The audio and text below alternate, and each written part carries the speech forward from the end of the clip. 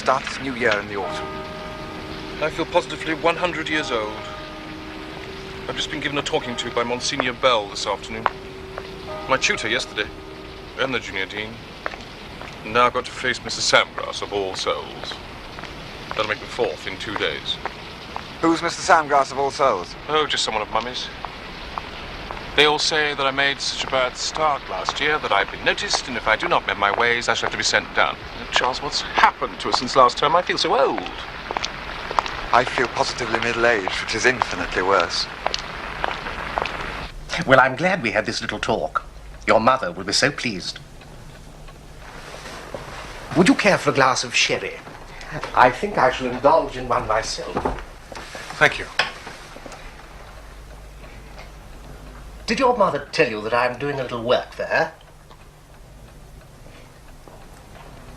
You know, it was she who felt so keenly that we should meet. She did tell you, didn't she? Well, she may have done. I really can't remember.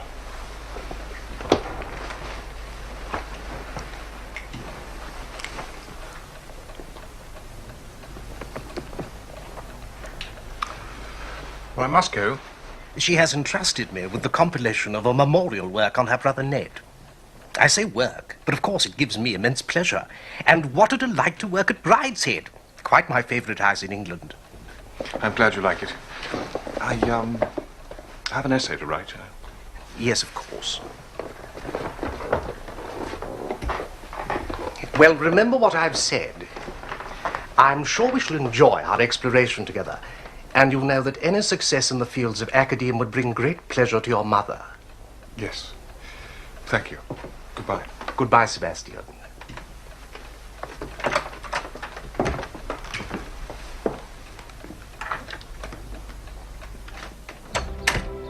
Mr. Samgrass and his little talks were to play an increasingly large part in our lives.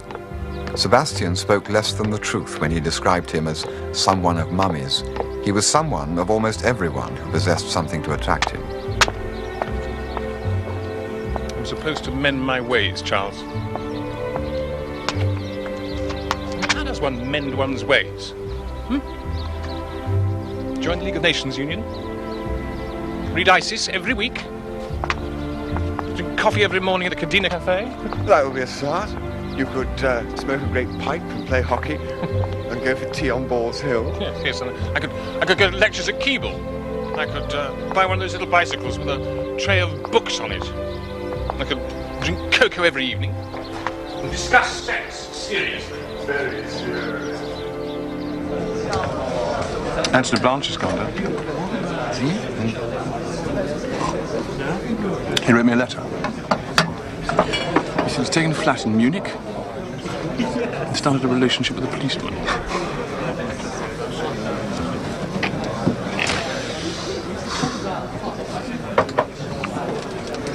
I shall miss him.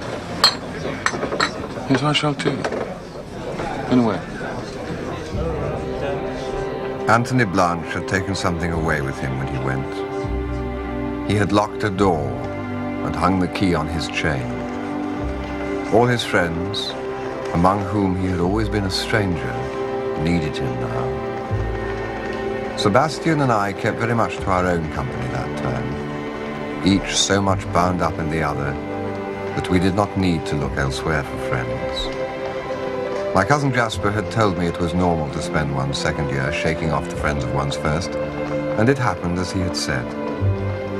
Most of my friends were those I had made through Sebastian, and together we shed them and made no others. I kept a tenuous connection with the history school, wrote my 2 essays a week and attended the occasional lecture. Thus, soberly dressed and happily employed, I became a fairly respectable member of my college. And that is how Lady Marchmain found us, when early in that Michaelmas term, she came for a week to Oxford. Oh, Mr. Ryder, a lady's been here asking for you, so she left this message. Thank you, Oakes. I am so pleased to have found you, Charles. I may call you Charles. Of course. I feel I know you so well from Sebastian. I've just had luncheon with him, And Mr. Sandgrass. Do you know who I mean? You may have met. And he's a very clever history don at All Souls. He's been taking a great interest in Sebastian. Yes, I heard. I hope Sebastian will appreciate his interest. I was so sorry to have missed you when you were at Brideshead. Everyone loves your paintings in the garden room. Well, it was very kind of you to let me stay so long. I think it was Sebastian who was fortunate to have you with him all that time. Is it true, as Mr. Sandgrass tells me, that you are my son's only friend this term? Well, some people have gone down. I suppose... perhaps I am. We do spend a lot of time together. I'm glad of it.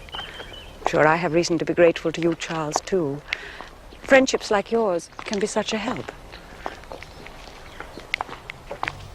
She accepted me as Sebastian's friend and sought to make me hers also, and in doing so, unwittingly struck at the roots of our friendship. That is the single reproach I have to set against her abundant kindness to me. One morning, a week or two later, Julia arrived in Oxford, driven by a large man whom she introduced as Mr. Mottram and addressed as Rex. They both joined a small lunch party in my rooms, one of the last of the old kind that I gave. How much was it? Just a few guineas. I thought chances. So HRH ended up having... He can't have been more than 30 at the time we met him, but Rex seemed very old to us in Oxford. He'd arrived from Canada after the war, had become a member of Parliament, a gambler, and a good fellow, lucky with money. You must remember, Mr. Ryder, he's a colonial, aren't you, darling? He's never been to any sort of university. Lucky chap. Well, it just means you start out life 3 years behind the other fellow. And Rex has never stayed anywhere for 3 years, have you? Mind you, I know quite a lot about the house from F.E.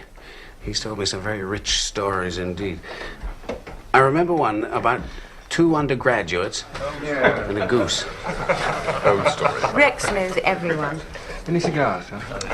Darn, my cigarettes. Rex. Don't worry, I'll get them. They're in the car. Excuse me, gentlemen. Julia treated him as she seemed to treat all the world, with mild disdain, but with an air of possession. Look, I'm helping to organise a ghastly charity ball in London next month. You two absolutely must come. Rex is having a dinner party first. I don't see why we should. Oh, but you must. The trouble with Rex is he doesn't know anybody now. His friends are all leathery old sharks in the city and dreary MPs. Well, we'll see.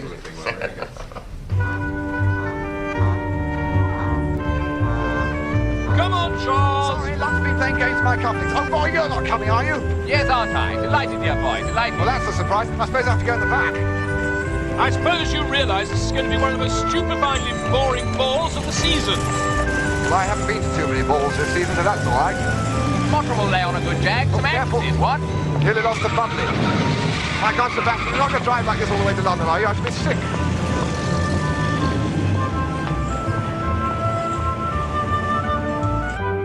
Sebastian and I were to spend the night at Marchmain House, so we went there to dress. And while we dressed, drank a bottle of champagne.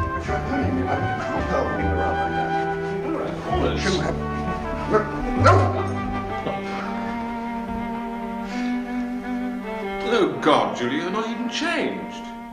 I know. I'm going to be horribly late. You better go on to Rex's without me.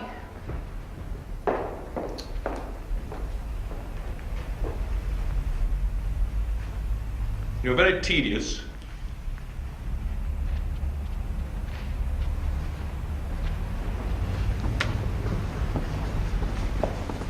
It's heavenly of you to come. We're all going to be hideously bored. We don't be too long.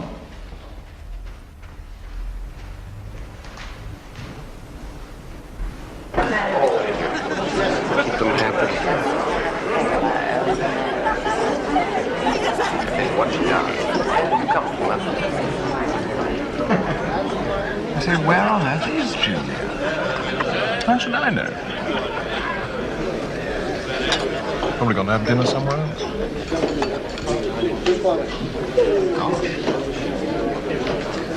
Tired dance. But how will she get there without us? She'll be all right. Oh, Rex, that absurd joke. Why must you have everything so big? It won't be too big for us.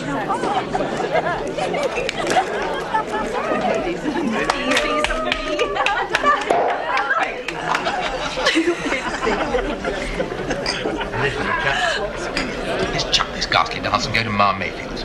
Who's Ma Mayfield? You know Ma Mayfield? Everyone knows Ma Mayfield, the old 100th. It's the best club in town. I've got a regular there, a sweet little thing named Effie. They'd put the devil to pay if she heard I'd been in London and hadn't been to see her. So come and meet Effie at Ma Mayfield's. All right, let's go see Effie at Ma Mayfield. Now, we need another bottle of pop off the good Marchmain. Say, cut the bloody ball and go straight to Ma Mayfield's. Look who's there. Lars.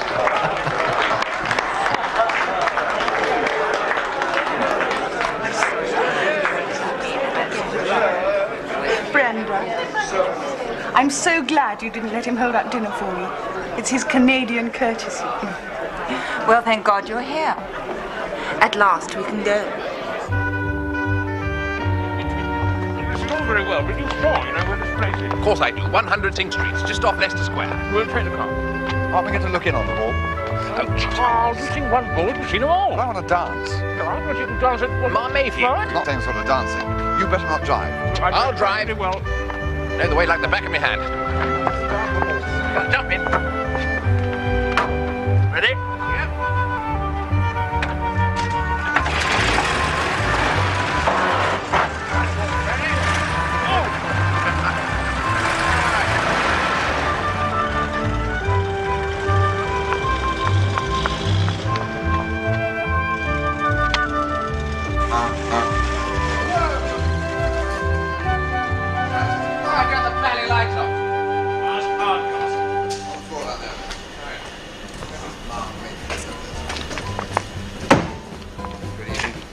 You members, you want to keep out of there. You'll be poisoned and given a dose. You members. The name is Mulcaster. Viscount Mulcaster. Now look here, my man. I'm an old friend of the proprietress. All right, try inside. You'll be robbed and poisoned and infected and robbed.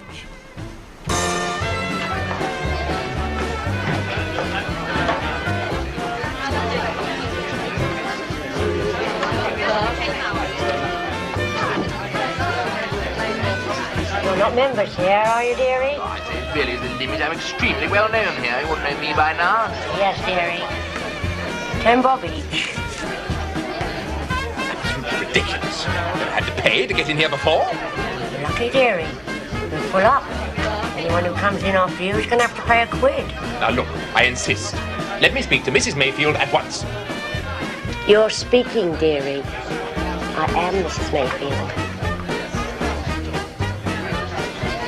Well, Ma, it's so dark in here, I didn't recognize you with your fine. Well, you know me, don't you? Boy Mulcaster. That's all right, Ducky. Just give us your 10 bob each. Well, now they'll be all right.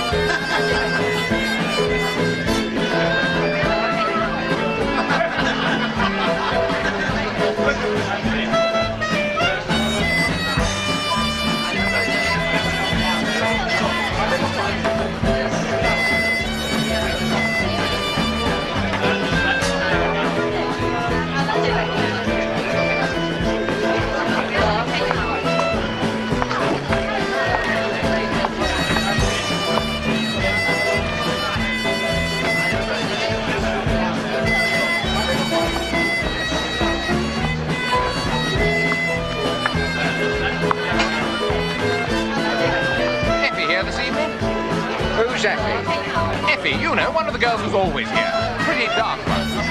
Well, we've got lots of girls working here. Some dark, some fair, some you might call pretty. I haven't got time to notice. 30 bob. Say, it's a bit steep.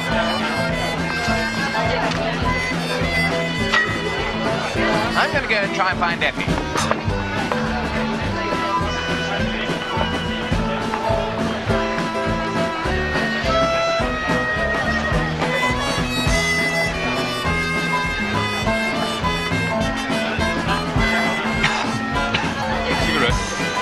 Thanks, old man.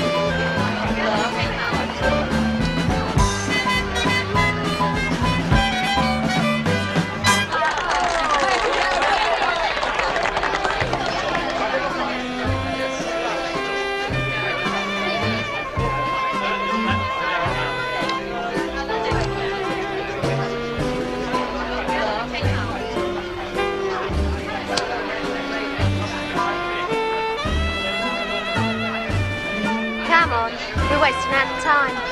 They're only fairies.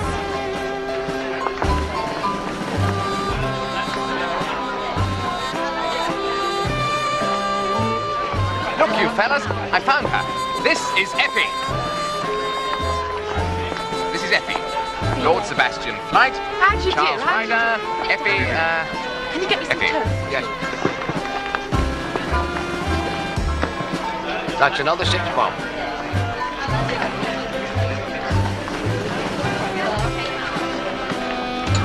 This is the first bite I've had all evening, you know.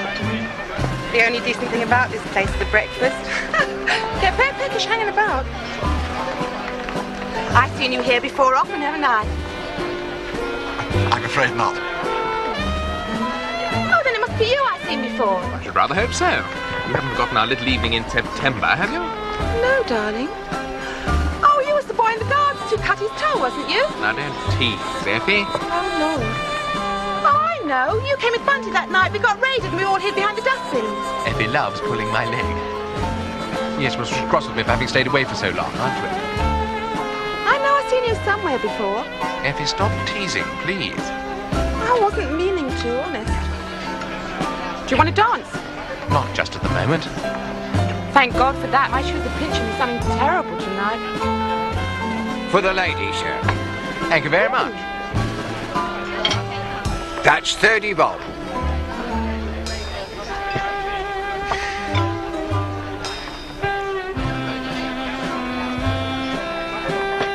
Thank you, sir. Cheers. Cheers.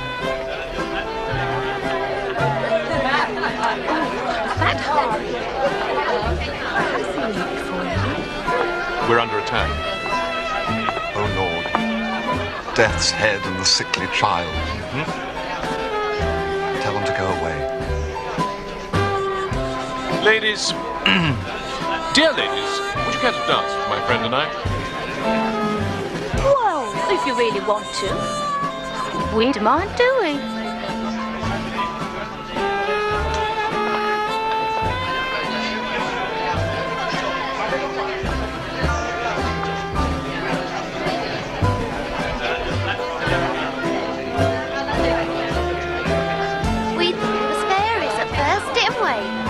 When you came in, we both said, those two fairies. Didn't we, Ree? Well, that's what we said. Well, that's what you look like. That was because of our extreme youth. And our extraordinary physical beauty.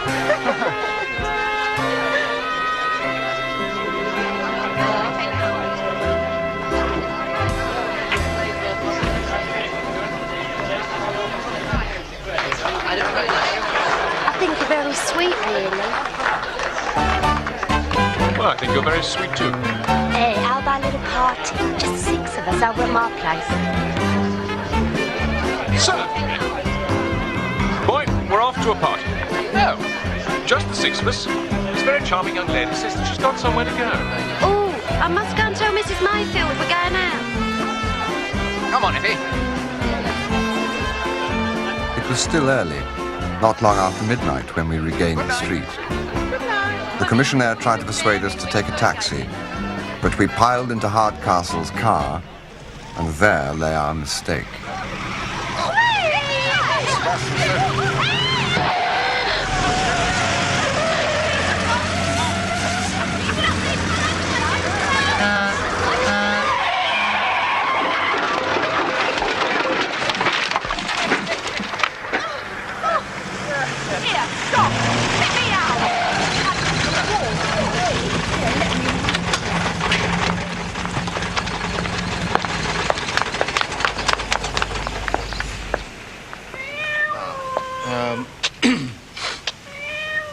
I'm sorry if I'm impeding the traffic, officer, but the young lady insisted upon my stopping so that she could get out.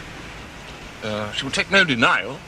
As you will have observed, she was pressed for time, a matter of nerves. Here, let me talk to him. Be a sport, handsome. No one's seen anything but you. The boys don't mean no harm. I'll get him into a taxi and see him home all right. Now, look here, my good man. There's no need for you to notice anything. We've all been to Ma Mayfield's. I reckon Ma Mayfield pays you a pretty good retainer to keep your eyes shut. Well, you can keep them shut on us as well. And you won't be the loser by it. My God, you'll pay for this! Do you know who I am? I am the Viscount Mulcaster. My father is the 9th Earl. Your sight, pardon. Open this door. I insist upon seeing a doctor. Telephone the Home Secretary. Send for my solicitor. Charles, are you there? Yes, I'm here. This is a hell of a business. I tell you, the fellow to send for will be Rex Mottram. He'd be in his element here. Well, you understand, sir. We had to do our duty. Of course, Sergeant. This is an outrage. I demand my legal rights. It was for their protection, sir. I'm sure you did the right thing, Sergeant. And we decided to let the young ladies go, sir. A cigar? Oh. Thank you very much, sir. Sergeant, do you think we could keep this incident between ourselves? No, sir. I'm afraid it's too late for that. The report's already gone upstairs and we've taken the young ladies' names as witnesses. I see. Mottram, I intend to sue for wrongful arrest. Tell him. Be a good fellow, Mulcaster. Leave all the talking to me. Is there anything else, Sergeant? Yes, sir. If you'd like to complete the formalities, sign for the sureties. If you gentlemen would like to sign for your possessions. There, sir, please. Thank you, sir. Thank you, Sergeant. Good night. All right, sir. Thank you, sir. Just under there, sir, please. Better all be there.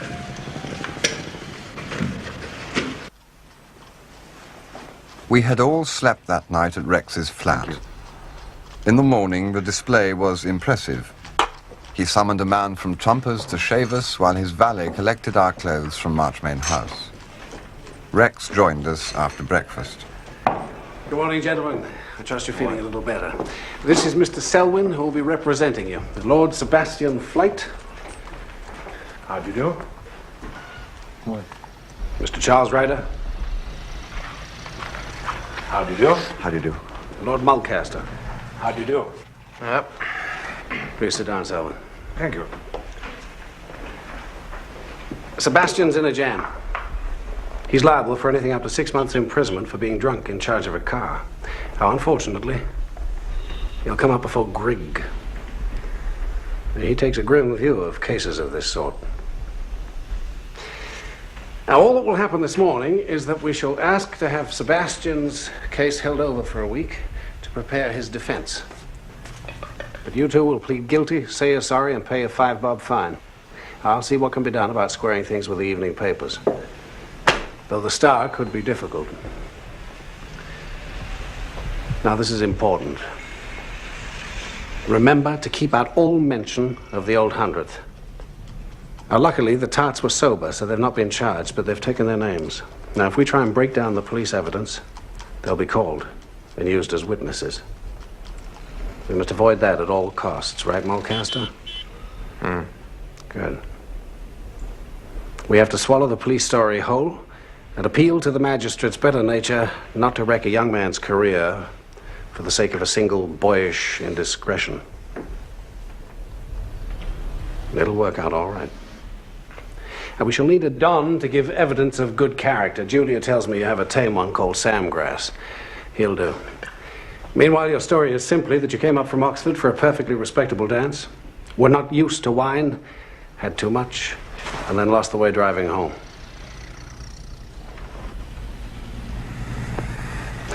Well, let's take care of this, and then we'll see about fixing things with your authorities up in Oxford. Everything happened at court as Rex had predicted. At 10:30 that morning, we stood outside Bow Street Magistrates' Court. Can I give you a lift anyway, gentlemen? Malcaster and I had paid our fines and were free men. Sebastian was bound over to appear in a week's time. My Bob is monstrous. They should have cleared us. They put themselves totally in the wrong when they refused to call my solicitor. Don't see why they should get away with it. Malcaster is all over now. Anyway, I'm off to the city. My great-uncle's just snuffed it. Taxi!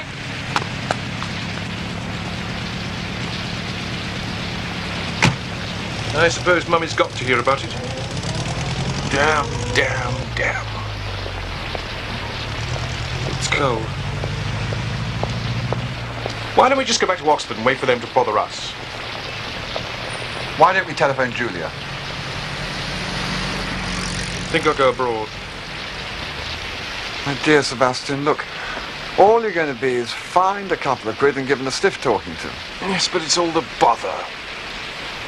Mummy and Bridie and the family and the Dons. I think I'd rather go to prison. I mean, if I just slip away abroad, then they can't do anything about it, can they? Can they? Yes, they can. Well, that's what people do when they're being chased by the police. I know Mummy's going to make it seem as if she has to bear the whole brunt of the business. Look, why don't we call Julia, arrange to meet, and talk it over with her? Well, you are a pair of pickles. Good morning, Julia. I must say, you look remarkably well on it. The only time I got tight, I was paralyzed all the next day. I do think you might have taken me with you. The ball was positively lethal, and I've always longed to go to the old hundreds. No one will ever take me. Is it heaven? You know about that, too? Rex telephoned me this morning and told me everything. What were your girlfriends like? Now, don't be prurient. Well, mine was like a skull. Mine was like a consumptive. Goodness. Does Mummy know? Not about your skulls and consumptives. She knows you were in the clink. I told her. She was divine about it, of course.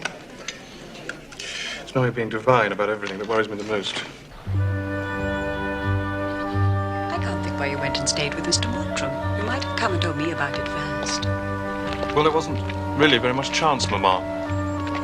I'm sorry if... How am I going to explain this to the family? They'll be so surprised to find that they are more shocked about it than I am. Do you know my sister-in-law, Fanny Roscommon? She's always thought I brought my children up badly. Now I'm beginning to think she must be right. Mr. Samgrass, do you think it's any use my speaking to the Chancellor? Well, Lady Marchmain, I've already spoken to Monsignor Bell and persuaded him to call on the Dean. She's being perfectly charming. I don't see what you're so worried about. I can't explain.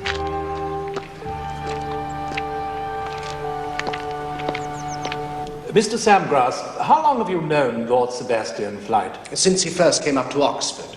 I am an old friend of the defendant's mother, Lady Marchmain. What impression have you formed of his character? I would describe him to you, sir, as a model student. My deep regret is that a brilliant university career may now be at stake. Is this type of incident in his character at all, would you say? I would say it was entirely out of character. To my certain knowledge, Lord Sebastian has always conducted his life at the house with the most studious application. The evidence is that the defendant came up to London to attend a charitable function organized by his sister. That is correct, sir. It was a highly respectable affair. I believe the explanation to be Lord Sebastian, sir, is simply unused to wine.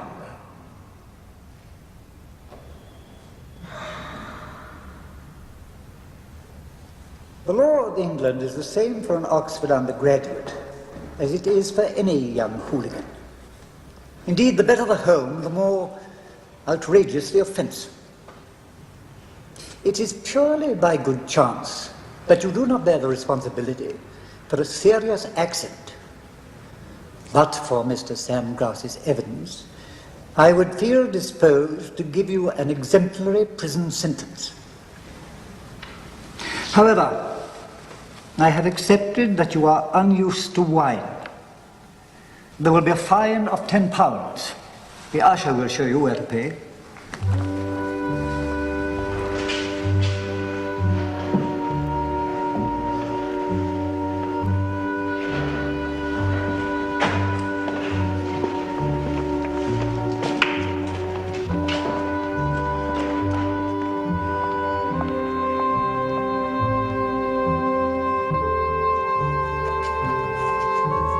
We were both gated for the rest of the term. But the most lasting penalty we suffered was our intimacy with Rex Mottram and Mr. Samgrass.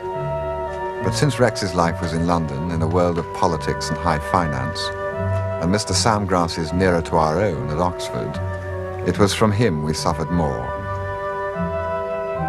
For the rest of that term, he haunted us.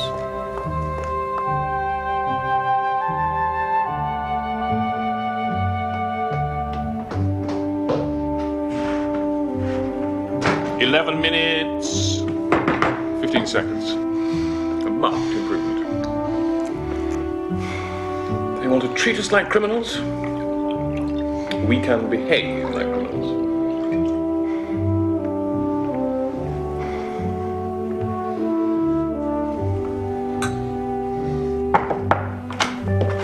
Good evening, Sebastian. Ah, Charles.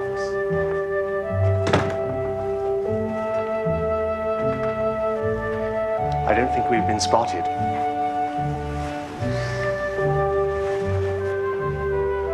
How delightful.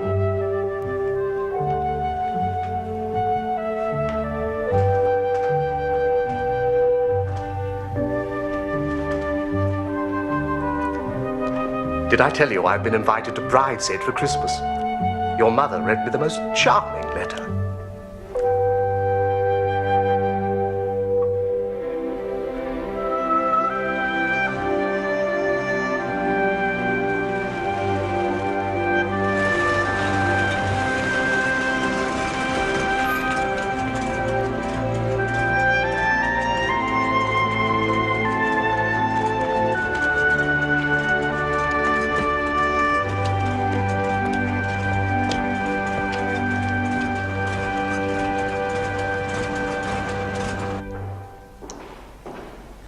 Charles, how good to see you.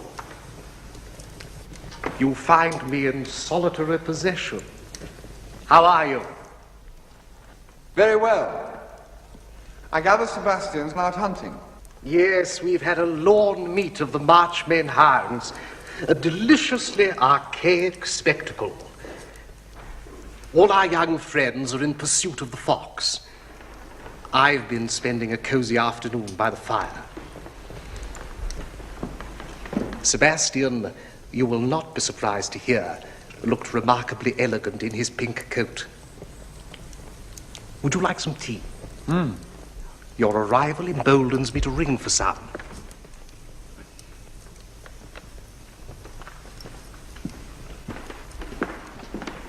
Is Lady Marchmain in? No, she's driven off with her cousins to visit a neighbor. She'll be back in time for dinner. How can I prepare you for the party?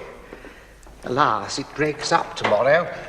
Lady Julia departs to celebrate the new year elsewhere and takes the beau monde with her. I shall miss the pretty creatures about the house, particularly one Celia.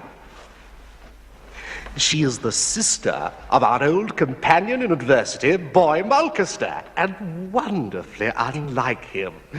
I find her most engaging. I shall miss her, for I do not go tomorrow.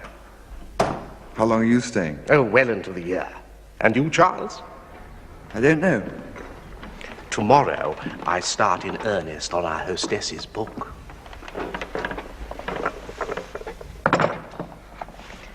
Thank you. Which, believe me, is a treasure house of period gems.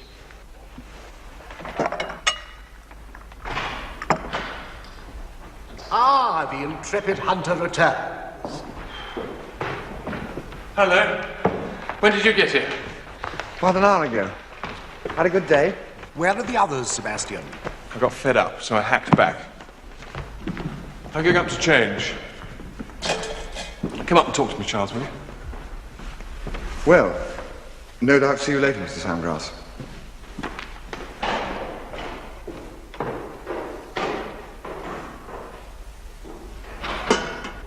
Went to chapel 3 times on Christmas Day. Mummy found some eunuchs to sing High Mass. Very peculiar. Well, we had the village choir bawling at us from the minstrel's gallery. And cousin Jasper dragooned us into playing endless games of bridge. Will I know anybody who's here? No, shouldn't think so. They're all people of Mummy's and Julia's.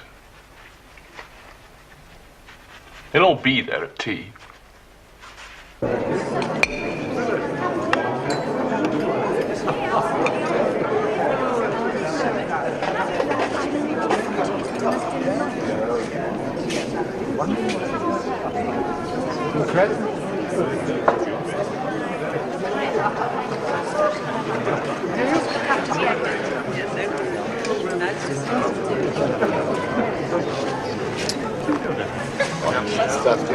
Hello, Sebastian. See what I mean? Absolute zoo. Charles, you've arrived. Hello. Hello, Cordelia. Did you have a good Christmas? Quiet. I'm going to ask Mummy if I can stay up especially late tonight in honor of your arrival. Oh, that'll be fun. Sebastian, what happened to you? Oh, I got bored. Well, you missed the best part again. We had the most tremendous gallop across Springfields, 6 jumps to Plattswood, and I only just managed to stay on. Well, we all know how brave you are. Well, I'm braver than you, and I've only got Mr. Beelzebub. Quite a good day's sport. Sebastian, good to see you. Hello. I think the hounds have tried to form us. We dragged They press very hard. Probably why we made the kill. Ah, Ryder, how are you? Hello, buddy. Very well, thanks. When did you get here? Oh, Sebastian.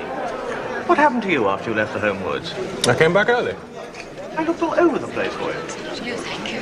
I suppose you can come around on Monday.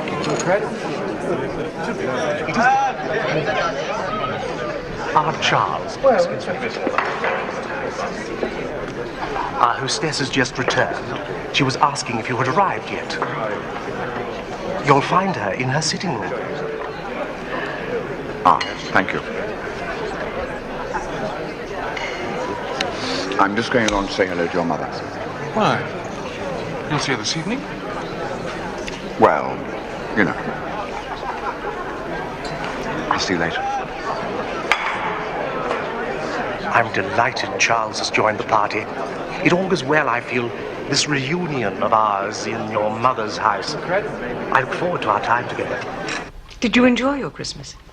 Yes. Yes, I did, thank you. I hope you've both managed to settle down after the incident. Back at Oxford, I mean. I gather your penance hasn't been too harsh.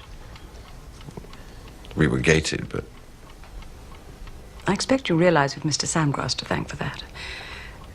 I mean that the pair of you weren't more severely dealt with. He's worked extraordinarily hard, you know, on our behalf. He saw the proctor, the vice-chancellor. He got Monsignor Bell to call on the dean. Yes, I know. Well, that's all over now, isn't it? I must make a short visit to the chapel before dinner. I don't suppose I can persuade you to come. We must make a Catholic of you, Charles. Religion predominated in the house, not only in its practices, the daily mass and rosary morning and evening in the chapel, but in all its intercourse. Who's coming to chapel? Well, I think I better look after Charles. I must have my bath at once, Mummy. I'm filthy. I'll come. I can change later. May I come too, Lady Marchmain, if you don't mind? Of course not. Father.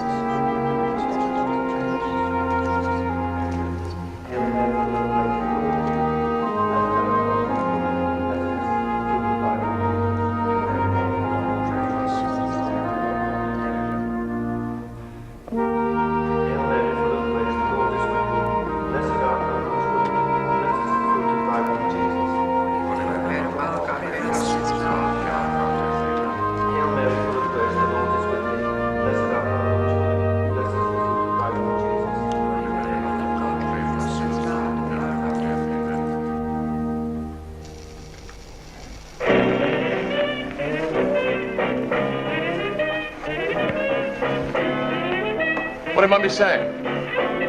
Oh, she spent most of the time singing Sandgrass's praises and reminding me of our obligation to him. How he saw the Vice-Chancellor. And the Proctor. Yes, I had all that too. I do wish Sam Grass would go. I'm so sick of being grateful to him. Yes. God, at least Julia's lot are going tomorrow.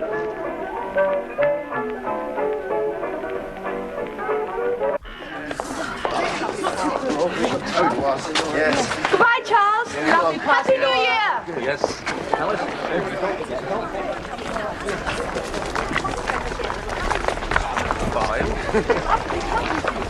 Oh, Julia, darling, I forgot your present. Oh, it's all right. I'll come. Goodbye, Tom. Bye. Goodbye, Margot. Goodbye, Bobby. See you later. See you at Polly's. If we don't get there by midnight, Happy New Year. Come along, Tom.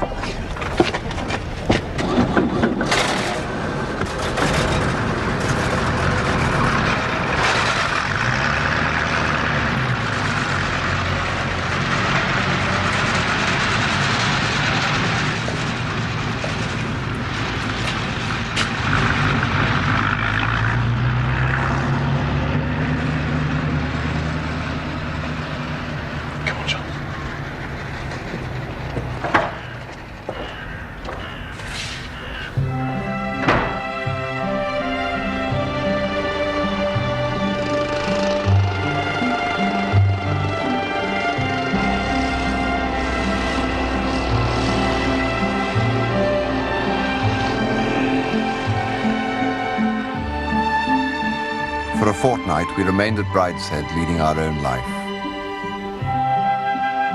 I had no mind then for anything except Sebastian, and I saw him already as being threatened, though I did not yet know how black was the threat. His constant, despairing prayer was to be let alone, and since he counted among the intruders his own conscience and all claims of human affection, his days in Arcadia were numbered. He did not fail in love, but he lost the joy of it. For I was no longer part of his solitude. As my intimacy with the family grew, I became part of the world he sought to escape. I became one of the bonds which held him.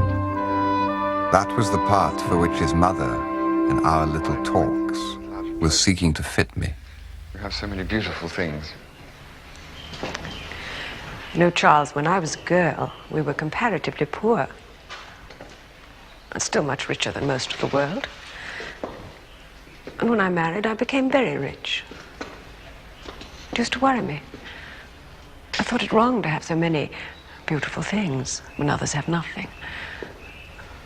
Now I realize it's possible for the rich to sin by coveting the privileges of the poor. Can you see that? Perhaps. The poor have always been the favorites of God and his saints. But I believe it's one of the special achievements of grace to sanctify the whole of life. riches included. Wealth in pagan Rome was necessarily something cruel. It's not anymore. But I thought it was supposed to be easier for a camel to pass through the eye of a needle than for a rich man to enter the kingdom of heaven. It's very unexpected for a camel to go through the eye of a needle. But then the gospel is simply a catalogue of unexpected things. It's not to be expected that an ox and an ass should worship at the crib. Animals are always doing the oddest things in the lives of the saints. It's all part of the poetry, the Alice in Wonderland side of religion. Ready? Pull.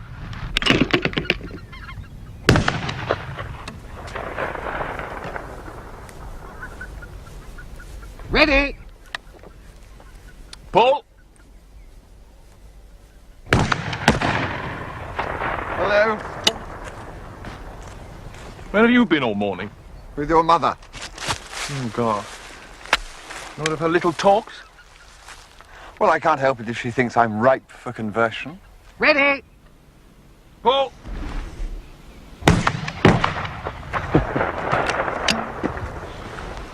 You shouldn't encourage her. She'll be very determined. And I can be very stubborn. You needn't worry about me. Ready? Pull.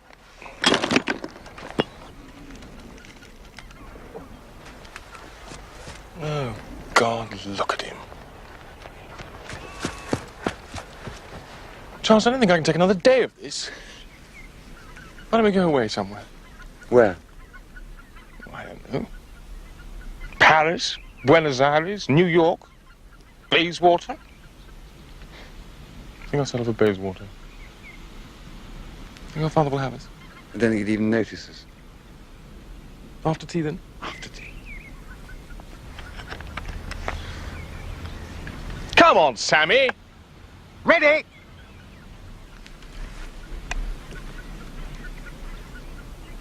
Pull. Charles! I've just been telling Sebastian I've made the most interesting discovery. Really? Pull? Oh, sorry.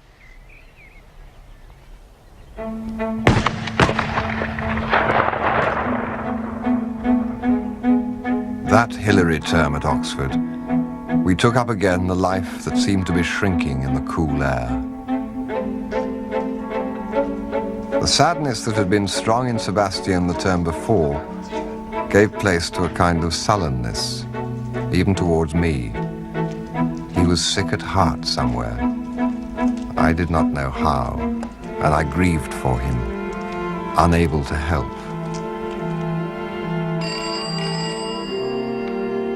When he was happy now, it was usually because he was drunk.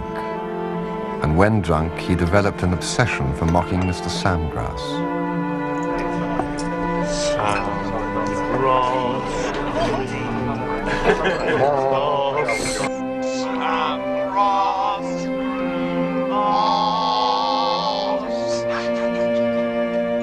All this Mr. Samgrass took in good part, as though each outrage in some way strengthened his hold on Sebastian. It was during this term that I began to realize that Sebastian was a drunkard in quite a different sense to myself. Sebastian, it's me.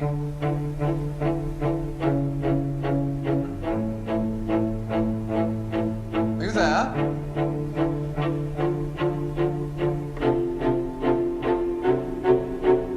Sebastian, are you all right?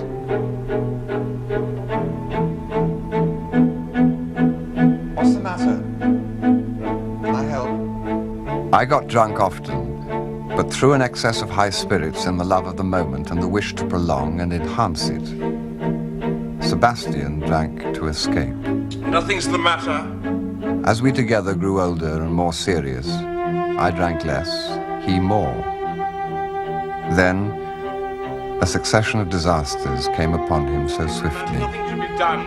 and with such unexpected violence, But it is hard to say when exactly I realized my friend was in deep trouble.